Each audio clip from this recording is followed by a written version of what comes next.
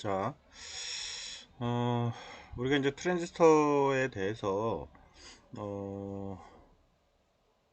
좀 알아봤는데, 추가적으로 좀 더 설명을 좀 드리면,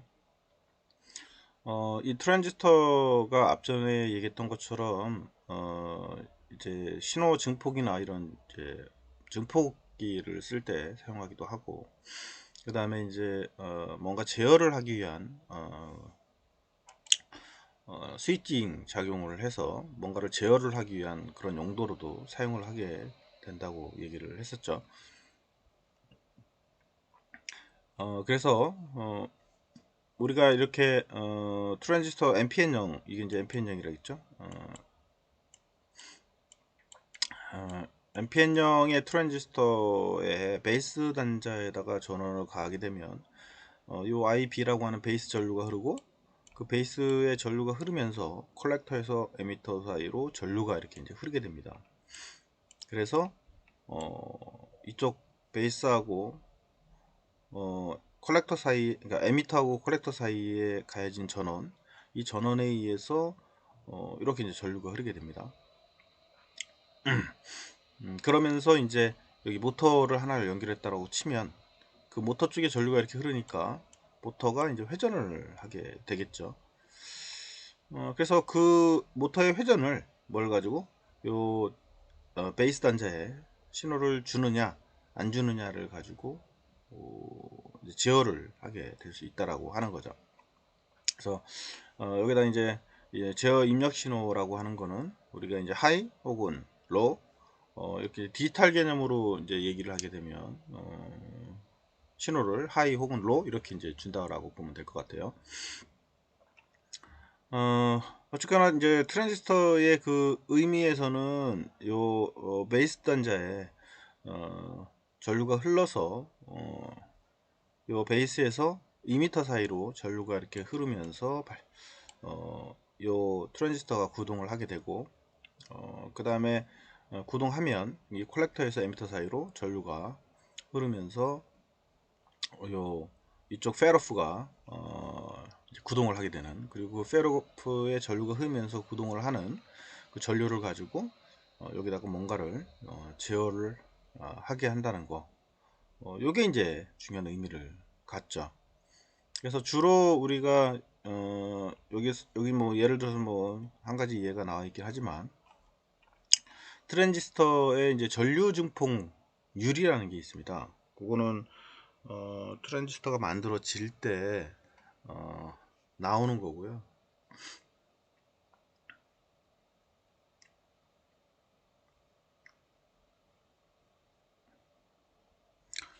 트랜지스터가 이제 만들어질 때 어, 정에서 나오는 주어지는 값이라고 보시면 될 것 같아요.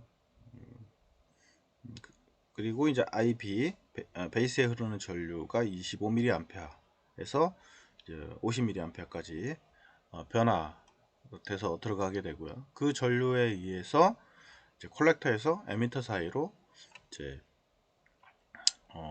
2.5A에서 5A까지 변화가 일어나서 이제 전류가 흐른다, 이렇게 보시면 될 것 같은데, 사실은 요 베이스에 흘러 들어가는 전류, 그 다음에 콜렉터에 흐르는 전류는 요 트랜지스터마다 틀려요. 우리가 그래서 트랜지스터는 반드시 스펙을 찾아 봐야 합니다. 그래서 데이터 시트를 찾아서 그 데이터 시트에 나오는 그 특성을 봐야 실제 베이스에서 에미터 쪽에 흐르는 전류, 그 다음에 콜렉터에 흐르는 전류, 이런 것들이 다양하게 정의돼서 하나만 나오는 게 아니고 엄청나게 많은 NPN형 트랜지스터들이 존재합니다. 그래서 얘가 진짜 전압 신호증폭용이냐 아니면 뭐 아니면 이제 스위칭용이냐 뭐 이런 용도들도 있고요. 아주 다양하게 존재하니까 그래서 우리가 뭐 트랜지스터를 다 알 수는 없어요. 그래서 이제 트랜지스터를 전문으로 파는 업체에 가서 내가 원하는 거는 이거다, 요거에 맞는 스펙을 찾아서 활용을 해야 하는 거죠. 그래서 그렇게 이제 알아두시면 좋을 것 같고, 어떻게 보면 제일 많이 써요 트랜지스터도. 그래서 아까 얘기했던 것처럼 이 제어 입력 신호에다가 디지털 신호, 디지털 값 하이 혹은 로우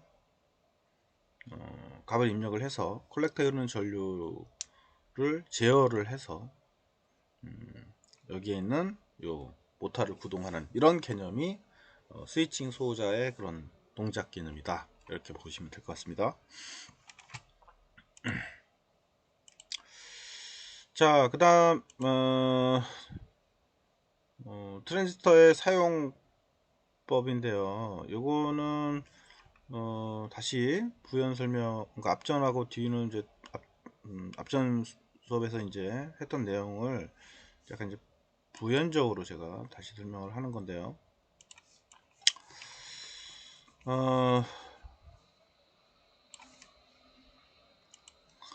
트랜지스터의 사용을 하는 거는 아까 봤던 것처럼 모터라고 하는 거는 결국은 모터도 솔레노이드예요. 이렇게 코일이 감겨져 있는 거죠. 코일 성분은 거의 다 이제 솔레노이드의 특성을 가지고 있어요. 그래서 이 솔레노이드 성분을 가지고 있는 회로는 아까처럼 그냥 무턱대고 그냥 그냥 붙여 놓으면 되는 게 아니고요. 아까는 이제 앞전의 회로는 개념을 설명하기 위해서 그렇게 해 놓은 거지, 사실 그렇게 제어를 하게 되면 제어단 쪽에 문제가 생기기 시작을 하죠. 그리고 모터 구동하는 데 있어서도 또 불안하게 되고요. 그래서 구동 회로를 구성을 할 때는 뭐 어떻게 해야 하느냐, 이제 이게 중요한 거죠. 지금은 우리가 솔레노이드 모터, 이게 이제 모터를 이렇게 표현, M 하고서는 이렇게 표현하거든요. 그래서 뭐 DC 모터 같은 경우는 M 하고 여기 이제 플러스 마이너스 뭐 이런 식으로 이제 표현을 해요. 그렇지만 이 안에 코일이 들어가 있기 때문에 솔레노이드 형태로 표현을 하죠. 그리고 솔레노이드하고 트랜지스터를 가지고 이제 이 솔레노이드를 이제 구동을 이제 하게 됩니다.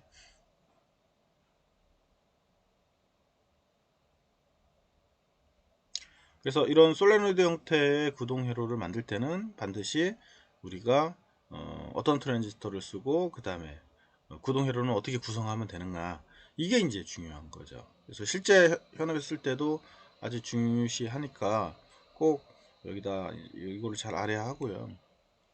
물론 이제 뒤에 다음 장에 심플하게 이렇게 회로가 하나가 나옵니다. 여기 보면은 회로를 잠깐 뒤에 걸 볼까요? 이렇게 지금 앞전에 있던 그 회로를 다시 정리를 한 겁니다. 그냥 아까 앞전에 이제 우리가 회로에서는 어떻게 했냐면 이런 방법을 통했었죠. 여기다가 이제 NPN형 트랜지스터를 달고 그 다음에 이제 에미터를 접지를 붙이고 베이스에다가 이제 신호를 줘서 그 다음에 이쪽 모터 쪽에다가 이제 전원을 주는 거죠. 원래 이 회로는 이렇게 된 거죠. 여기다가 이렇게 접지라고 하는 거는 여기가 다 붙어 있다고 보시면 될 것 같고요. 그 다음에 여기가 플러스 마이너스. 그래서 전류가 지금 이렇게 이제 흐르는 거를 말합니다. 이거를 우리는 심플한 회로로 그리기 위해서 이렇게 다시 수정을 할 수가 있어요. 이거나 아니면 이렇게 해서 여기다가 뭐 동그라미를 해도 되고요. 여기처럼 화살표를 해도 되고 상관없습니다. 일반적으로는 뭐 화살표를 많이 쓰기도 했죠. 24 볼트 이렇게 이제 쓴 거예요. 여기가 플러스다 이렇게 이제 보여준 거죠. 요거의 의미는 아까 얘기했던 것처럼 이렇게 이거하고 같다. 그죠? 여기가 플러스 이제 24 볼트 이렇게 표현한 거하고 같은 의미입니다. 그래서 전류가 높은 데서부터 낮은 데로 흐르기 때문에 베이스에다가 신호를 주게 되면 이렇게 이제 전류가 흘러서 모터가 회전을 하는 그런 동작을 갖게 되는 거죠. 그리고 얘는 한쪽 방향으로만 우선은 회전을 하게 됩니다. 그런데 이게 이제 솔레노이드이기 때문에 이걸로 바꾸면 이렇게 되는 거죠. 그리고 원래는 이렇게 설명했던 건데 여기다가 사실은 이렇게 앞전에 우리가 잠깐 언급을 했던 다이오드를 이렇게 역으로 이렇게 붙여놔요. 이런 식으로. 요거는 전류는 이렇게는 흐르지 못한다겠죠. 평상시에는 이쪽으로 이제 흐르지를 않습니다. 전류가. 근데 여기다가 이제 우리가 전원을 줬을 때 전류가 흐르고 그 다음에 전류가 흐르지 않고 전류가 흐르고 이런단 말이에요. 그렇죠? 그러면은 요 모터라는 놈은 어떻게 해요? 회전했다가 안 했다, 회전했다 안 했다 이렇게 이제 할 거예요. 근데 이 DC 모터가 전원을 딱 정지를 시켰을 때 아이디얼하게 딱 쓰면은 좋겠지만 그게 아니고 얘도 약간의 이제 회전을 하려고 하는 그런 힘을 받겠죠. 회전 운동하다가 갑자기 서버리게 되면 그래도 이제 바로 정지하는 게 아니고 약간의 회전력을 갖게 되겠죠. 그렇게 되면은 자석이기 때문에 앞전에 우리가 배웠던 것처럼 뭐예요? 자석이 코일에 회전을 하기 때문에 이제 전기가 발전기가 돼버리게 되는 거죠. 그죠? 얘도. 그래서 발전기가 돼서 얘가 전기가 생성이 됩니다. 그것도 극성이 이제 거꾸로 여기가 플러스 마이너스 이렇게 이제 발생을 하죠. 그렇겠죠? 그렇게 되면 요 전원이 어디로 가요? 이쪽으로 흘러서 얘가 이제 문제가 생기기 시작하죠. 그래서 얘가 다시 이렇게 피드백을 해서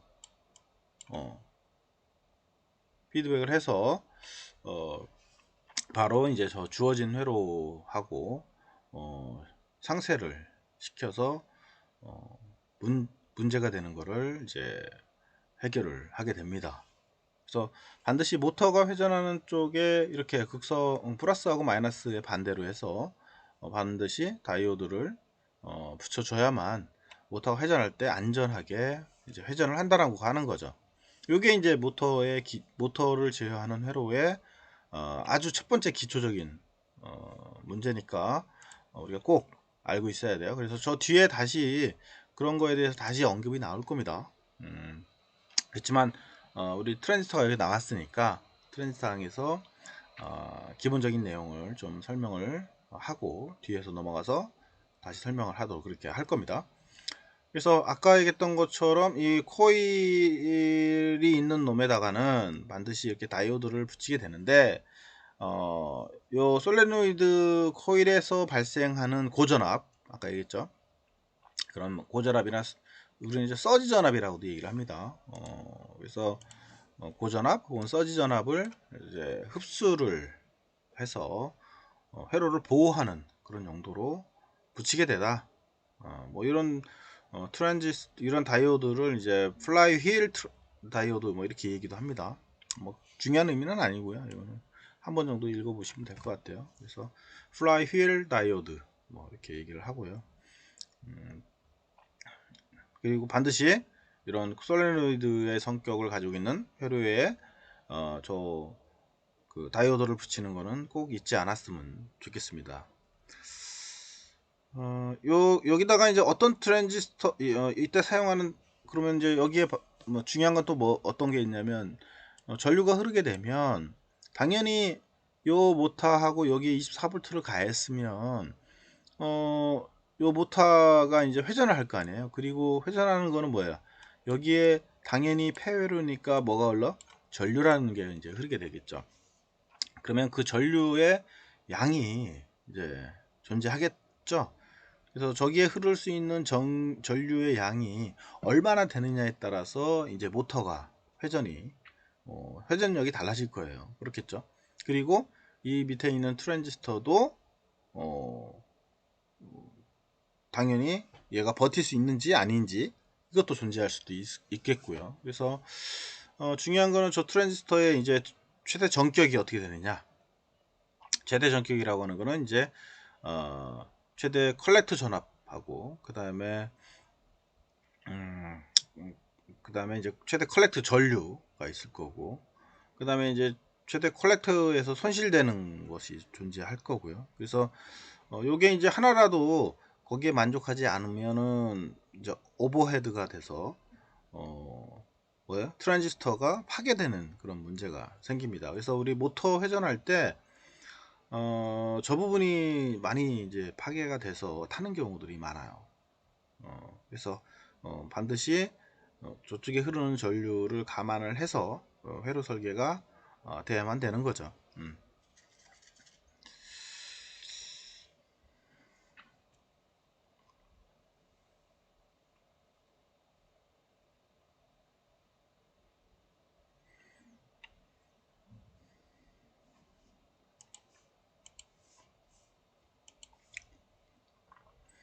자, 그러면 여기 보면 그 ESD235라고 하는 칩에 대해서 최대 전격 전압을 표시를 했네요. 물론 요거는 우리가 그 우리가 이쪽에 all data sheet.com에 가서요.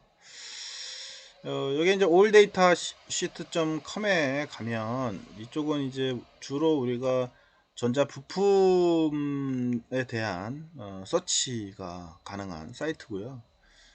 여기다가 우리가 파트 번호를 쓰게 됩니다. ESD235 이렇게 치게 되면 이렇게 이제 파트가 올라오게 돼요. 그래서 요 ESD235에 대한 칩을 만드는 회사들이 여기 있죠. Manufacturer 요 파트 이제 매니팩처들이 쭉 떠요. 그래서 뭐 도시바도 있고 파라소닉도 있고 여러 회사들이 뜨죠. 칩 제공하는 회사들이고요. 같은 칩이기 때문에 거의 유사한 성격을 가지고 있어요. 어떤 걸 써도 상관없는데 어쨌거나 그거에 대한 매뉴얼을 이제 우리가 봐야 하는 거죠. 그래서 안에 들어가서 한번 보도록 합시다. 여기 이제 디스크립션을 보면 거의 다 요 NPN형 트랜지스터라는 언어를 나왔고요. 그 다음에 실리콘이다. 그 다음에 파워 트랜지스터다. 이렇게 나왔네요. 그래서 주로 이런 솔레노이드나 이런 거 제어할 때 쓰는 트랜지스터라고 보시면 돼요. 그러니까 신호 증폭이나 이런 용도가 아니고. 그래서 하나 눌러서 들어가 보면 밑에처럼 이제 여기 PDF 파일이 존재하게 됩니다. 모양은 이렇게 생겼네요. 위에 동글배기에 쇠가 있고 거기에 동글배기가 구멍이 뚫려 있는 형태로 치워져 있고 1번, 2번, 3번 다리 번호 순서가 정해져 있고 그 다음에 회로도로 보면은 NPN형 회로였었고 그 다음에 1번이 베이스, 여기 베이스네요. 2번이 컬렉터, 3번이 이미터 이렇게 존재하네요. 그래서 그러니까 요거를 데이터 시트를 봐야 얘가 뭔지 알 수 있어요. 처음부터 탄생할 때 그냥 나오는 건 아니까. 그래서 예전에는 저거를 이제 찾는 거를 또 테스터기를 가지고 이제 하나하나 단자를 찍어서 하기도 했었어요. 그렇지만 그것도 사실 정확하지 않아서 우리가 요 그 데이터 시트를 꼭 확인하고 써야만 되고요. 그 다음에 이제 이런 모양, 이거를 이제 우리가 이런 IC의 모양, 이런 모양들이 우리가 이제 패키지라고는 용어를 쓰고요. 패키지 타입이라고도 얘기합니다. 그래서 이 패키지 타입은 이름이 정해져 있어요. 그래서 여기 TO-220 이렇게 나와 있죠. 요 패키지 타입은 TO-220이다 이렇게 이제 보면 될 것 같습니다. 그리고 얘가 어플리케이션은 낮은 주파수 파워 앰플리파이어다 이렇게 이제 주파수 때는 낮은 거 그러니까 주파수를 낮게 해서 써야만 된다는 거고요. 그 다음에 여기 보면 이제 각각에 대한 전압 그죠? 그 다음에 전류 다 나와 있죠. 컬렉터에 흘러 들어가는 전류가 이제 여기 보면은 3A다 이렇게 나와 있네요. 그 다음에 최대 최대 전압 오픈 에미터의 이제 최대 전압이 이제 50V가 되고요. 40V 그다음에 오픈 베이스인 경우는 40V 이렇게 나와 있네요.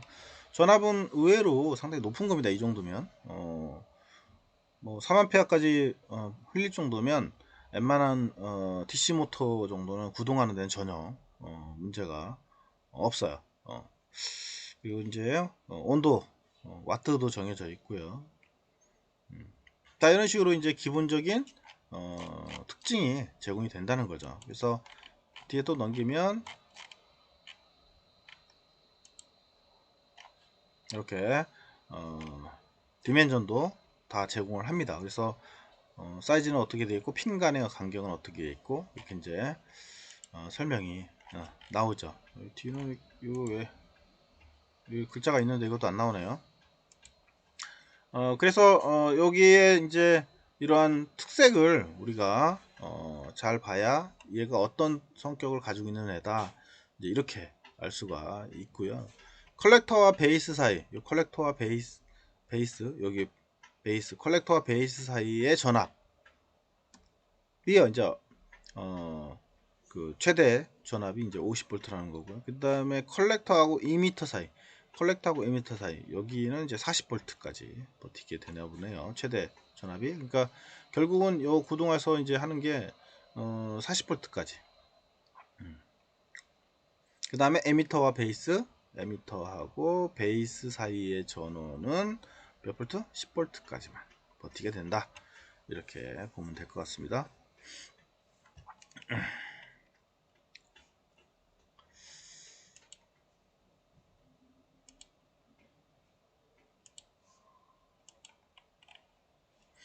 그래서 뭐 여기 그런 내용들이에요. 그거 여러분들 쭉 읽어보시면 될 것 같고요. 그리고 뒤에 있는 요 설명문도 이 내용은 좀 다른 내용이긴 해도 이거는 뭐 여러분들 쭉 읽어보시면 될 것 같고요. 큰 의미가